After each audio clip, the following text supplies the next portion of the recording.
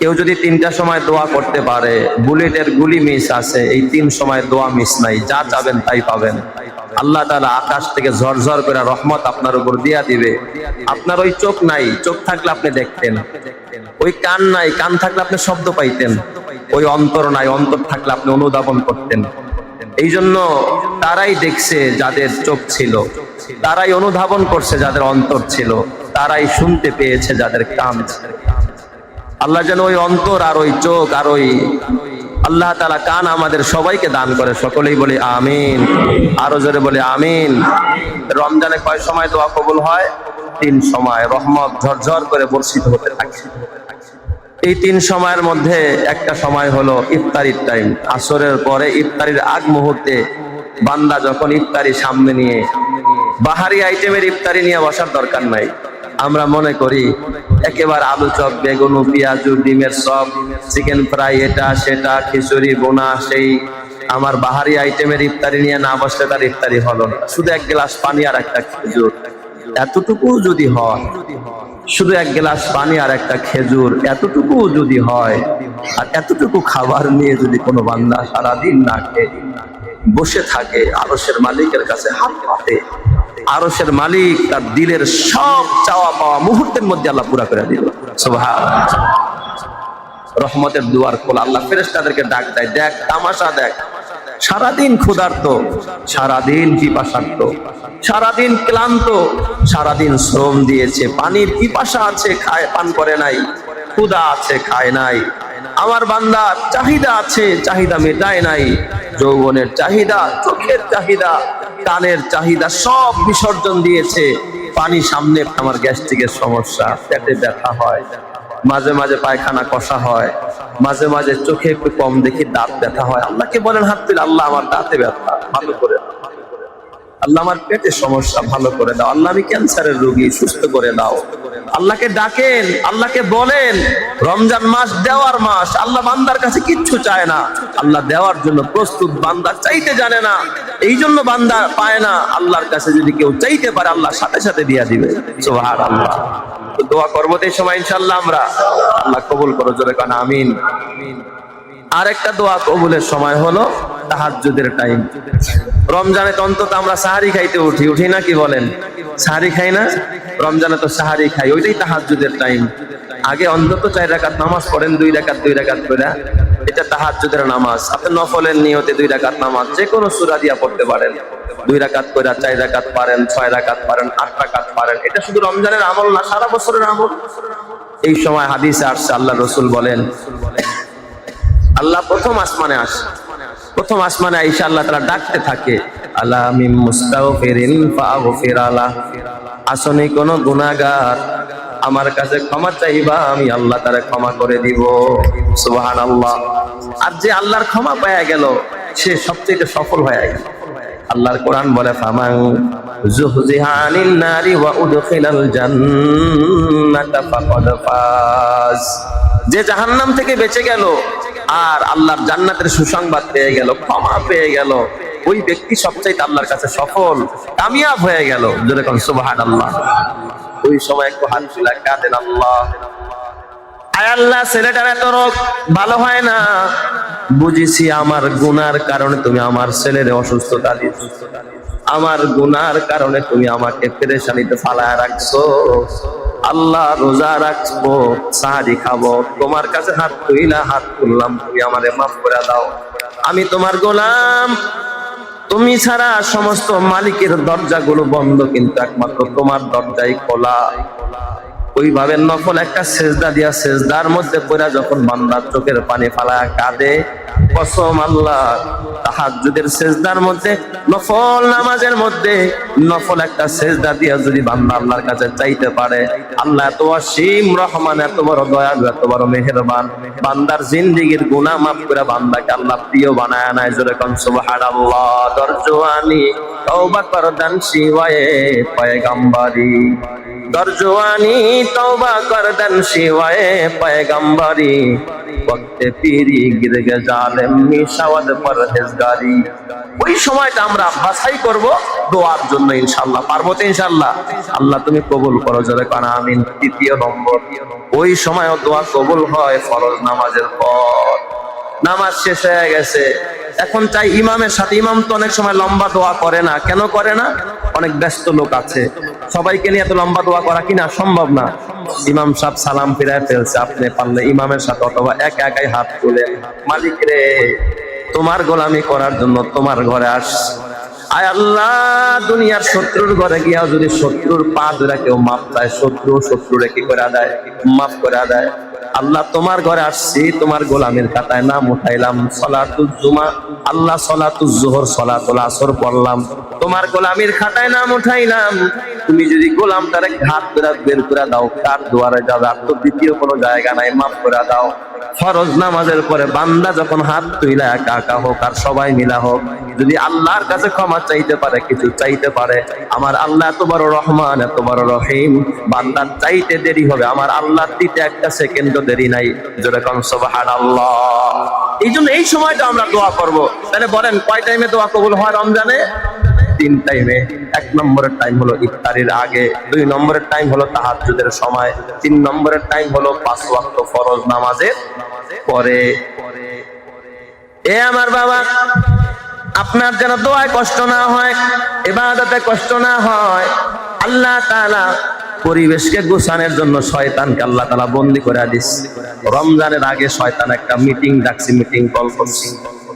মালিকি মাযহাবের একজন বড় ইমাম, ইমামে রব্বানি, মাহবুবে সুবহানি, একজন বড় আল্লাহর ওলি, আল্লামা ইবনু আব্দুল বার রহমাতুল্লাহ আলাইহি। ইবনু আব্দুল বার রহিমাহুল্লাহ একজন জগৎ বিখ্যাত আল্লাহর ওলি। উনি মালিকি মাযহাবের একজন বড় ইমাম। বহু কিতাব, বহু গ্রন্থ উনি রচনা করেছেন।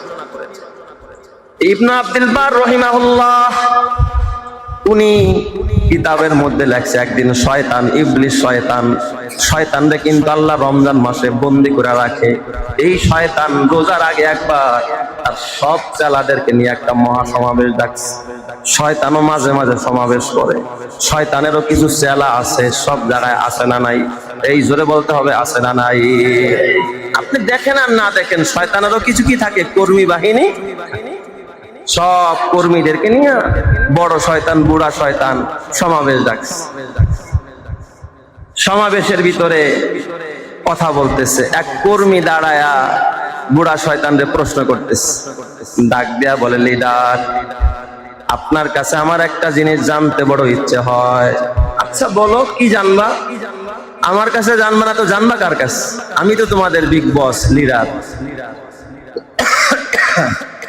আমার জানতে ইচ্ছে হয় যে আমি দেখছি, ওই কর্মী বলতেছে যে দুনিয়ার মধ্যে যখন কোনো পীর মারা যায়, কোনো বুজুর্গ মারা যায়, আপনি এত কাঁদেন না, এত পেরেশান হন না, এত হয়রানি বা এতটা আনন্দিত হতে আপনাকে দেখা যায় না। কেন? শয়তান তো ভালো মানুষ মরলে খুশি হয় না বেজার হয়? কথা কয় না? ভালো মানুষ মারা গেলে শয়তানের জন্য ভালো না খারাপ? ভালো না। শয়তান মনে করবো না, মাশাআল্লাহ আমার বিরোধী একটা কি করছে, মরছে। আল্লাহর ওলি যারা নামাজ পড়ে, যারা এরা শয়তানের পক্ষের লোক না বিপক্ষের লোক? শয়তানের বিপক্ষের লোক নাই। যে আপনারা যারা মসজিদে আসছেন, শয়তানের পক্ষে না বিপক্ষে? আওয়াজ যা দিচ্ছেন মনে হয় অর্ধেকে দিচ্ছে আর বাকি অর্ধেকে দেয় নাই। আপনারা শয়তানের পক্ষের লোক না বিপক্ষের লোক? এই তো মাশাআল্লাহ। তো শয়তানের বিপক্ষের লোক আমরা। তো শয়তানের বিপক্ষের লোক যদি মারা যায়, তাতে শয়তান বেজার হয় না খুশি হয়? খুশি হয়ে যায় না? তো ওই শয়তানের চেলা কয়, হুজুর আপনি যে পীর সাহেবরা মরলে তো এত বেশি খুশি হন না, একজন আলেম মরলে যত বেশি খুশি হন, কারণ নাকি? একজন পীর, তার হাজার হাজার মুরিদ থাকে, এ মরলে তো এত বেশি খুশি হন না, কিন্তু একটা আলেম মারা গেলে আপনি এত বেশি খুশি হন কেন? এই প্রশ্ন করছে কে? শয়তান। শয়তানের এক কর্মী ওই বুড়া শয়তানকে, বিগ বসের লিডারের প্রশ্ন করছে। আর এই ঘটনা লেখছে আল্লামা ইবনু আব্দুল বার তার কিতাবের মধ্যে। তো শয়তান কয়, শোন, আমি এই প্রশ্নের জবাবটা তোদেরকে মুখে দিব না প্র্যাকটিক্যালে দিব? কয়, মুখে দেওয়ার চাইতে প্র্যাকটিক্যাল হলে তো আরো ভালো। আপনি যদি প্র্যাকটিক্যালে জবাবটা দেন তাহলে কি আরো ভালো, আরো সুন্দর হইলো। সবকিছু বাস্তবে সচক্ষে দেখা বিশ্বাস করলাম, দেখা বিশ্বাস করার মধ্যে মজাই আলাদা, যেমন আমরা না দেখা আল্লাহকে বিশ্বাস করেছি, এটার মধ্যেই মজা আলাদা। সুবহানাল্লাহ জোরে কোন সবাই। শয়তানের চল আমার সাথে, শয়তান লিডার শয়তান নিয়ে চলছে। এক পীর সাহেবের কাছে গেছে, জিন্দা পীর সাহেবের কাছে যায়া পীর সাহেবরা ডাক দিয়া বলে, শয়তান কিন্তু তখন শয়তানের সূরাতে নাই, ভালো মানুষের বেশ ধরছে, পীরের বেশ ধরছে, জাতি ভাই সাথে দেখা পীর সাহেব, ও পীর সাহেব, এই 7 আসমান আর 7 জমিন এবং এর মাঝে যা কিছু আছে সব যদি একত্রিত করে একটা ডিমের মধ্যে ঢুকানো সম্ভব কিনা আপনি বলেন। হিসাবে প্রশ্ন করছে, বলেন তো 7 আসমান আর 7 জমিন এবং এর মাঝে যা কিছু আছে, বলেন তো আসমান একটা ছোট মাখলুক না বড় মাখলুক? কথা কয় না। আসমান ছোট না বড়? সুবিশাল, কত বড় আসমান। ওয়াল্লাযী রাফা'আস সামাওয়াতি বিগাইরি আমাদিন তারাউনাহা, আল্লাহ তাআলা বলে, আল্লাহ তো ওই সত্তা যিনি এই সুবিশাল আসমানকে খুঁটি ছাড়া ঝুলায়া রাখছেন, জোরে কোন সুবহানাল্লাহ। আর এই জমিনকে পানির উপর আল্লাহ তাআলা বাঁচায়া রাখছেন, এগুলো আল্লাহর সৃষ্টি।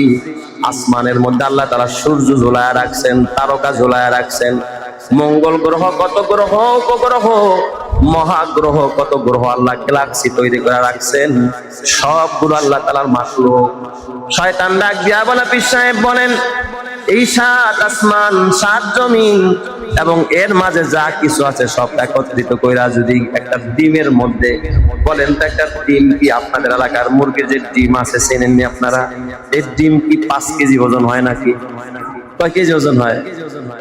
ঢাকা শহরের ডিমগুলো একটু বেশি বড় হয়, 2 কেজি করে এক একটা, তাই না? হ্যাঁ, আর গ্রামের মুরগির ডিমগুলো একটু ছোট হয়, তাই নাকি? নাকি সব জায়গার মুরগির ডিমের সাইজ প্রায় সমান, 19-20 হয়, কিন্তু 10-20 কখনো হয় না। বলেন তো পীর সাহেব হুজুর, এই সব কি একটা ডিমের মধ্যে ঢুকানো সম্ভব? কয় দূর মিয়া, কোশ্চিন কালেও কিনা সম্ভব না। খোসা তো স্বাভাবিক একটা জিনিস, মানুষের গায়ের লগে গোতা লাগলো ফাইটা যায়। ডিম ভরতে গিয়া পোটলার ভিতরে ভরতে গিয়ে অনেক সময় ডিমের দোকানদার ডিম ফাটায় ফেলে, আসে না নাই? অক্ষত রাইখা এই 7 আসমান 7 জমিন আর এর মধ্যে যা আছে এটা অক্ষত রাইখা ভাঙা ছাড়া আর এটাকে ক্ষয় করা ছাড়া ভিতরে ঢুকানো কিনা সম্ভব না। এই কথা যখন শয়তান শুনছে, তার ছেলেদেরকে ডাক দিয়া কয়, দেখলি নি কি কয়?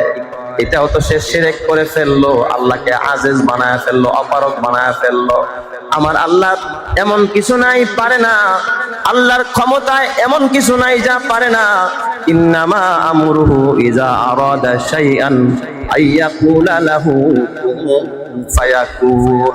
আল্লাহ চাইলে এই একটা ডিমের ভিতরেও খোসা ফাটানো ছাড়া, খোসার ক্ষতি করা ছাড়া গোটা আসমান জমিন পৃথিবীকে আল্লাহ তারা ঢুকাইতে পারে। এই ক্ষমতা আমার রবের আছে না নাই? এই জোরে কান আছে না নাই? শয়তান ডাক দিয়া বলে, দেখ এই যে পীর সাহেব শিরক করে ফেলেছে, তার ঈমান নাই, এই দিক দিয়ে সে ক্ষতিগ্রস্ত হয়ে গেছে। এবার গেছে এক আলেমের কাছে, মুফতির কাছে। মুফতির কাছে, আলেমের কাছে গিয়া মুফতিরা ডাক দিয়া বলছে, ও মুফতি সাহেব, আলেম সাহেব, আপনি বলেন আল্লাহ তাআলা নয় যদি এই 7 আসমান 7 জমিন এবং এর মাঝখানে যা কিছু আছে যদি একটা ডিমকে অক্ষত রাইখা, খোসাকে অক্ষত রাইখা যদি ভিতরে ঢুকাইতে চায়, কারোর শক্তি আসেনি ঢুকানের? এই ক্ষমতা কি পৃথিবীর কারো আছে নাকি? অথবা এই ক্ষমতা কি কারো আছে নাকি?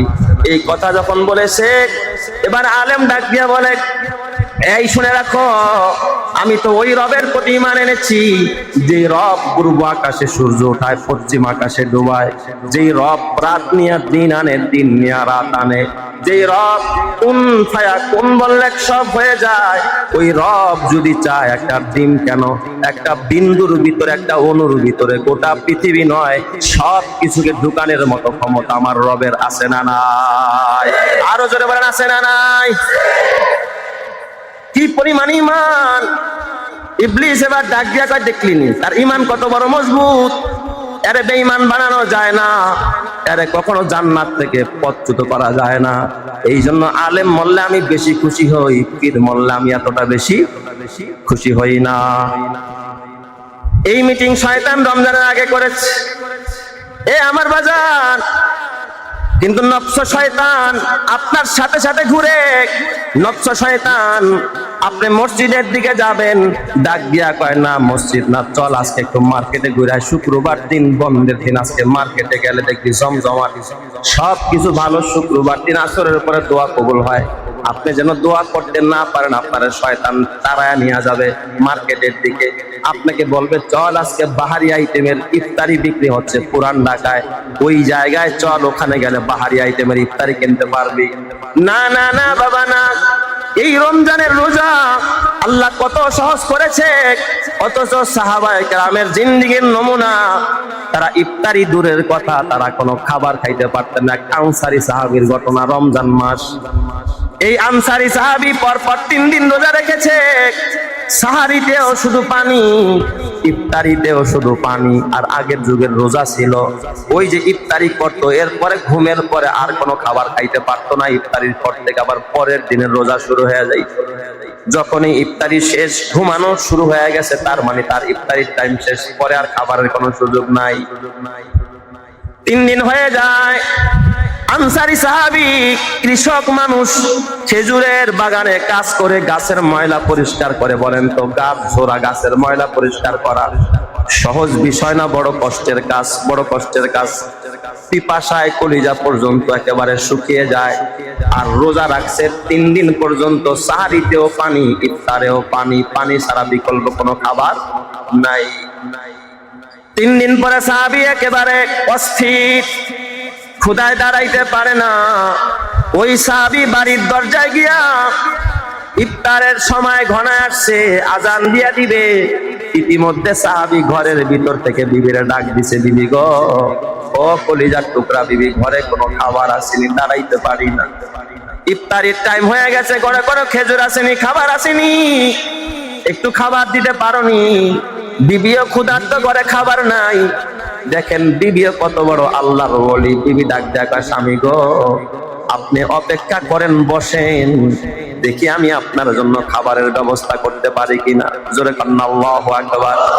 এই যুগের নারীরা হইলে কইতো, ঘরে খাবার আনো নাই, কোত্থেকে তোমারে খাবার দিই, বসেন দেখি খাবার পাই কিনা। বিবি কানতে কানতে বের হয়ে যায়, প্রতিবেশীর কাছে গেছে, যে কয়, ভাই গো, আমার স্বামী 3 দিন রোজাদার, আমার স্বামী ক্ষুধার্ত, পেটে খাবার নাই, ইফতারি করার মতো কিছু নাই, আপনার ঘরে কিছু আছে নাকি? কয় কিচ্ছু নাই, তবে আমার ঘরে একটু গম আছে, গম, তুমি যদি চাও তোমার একটু গম আমি ধার দিতে পারি। 1 কিলো গম তার কাছ থেকে ধার আনছে। ওই গমটা ধার আইনা, ঘরে ছিল একটা জাতা, গম পিসার জন্য, আটা বের করার জন্য। বিবি ঘরের মধ্যে গম তারাই না, আটা পিসছে। এরপরে আটা থেকে, এরপরে আটা দিয়া, আটাকে খামিরা বানায় রুটি তৈরি করেছে।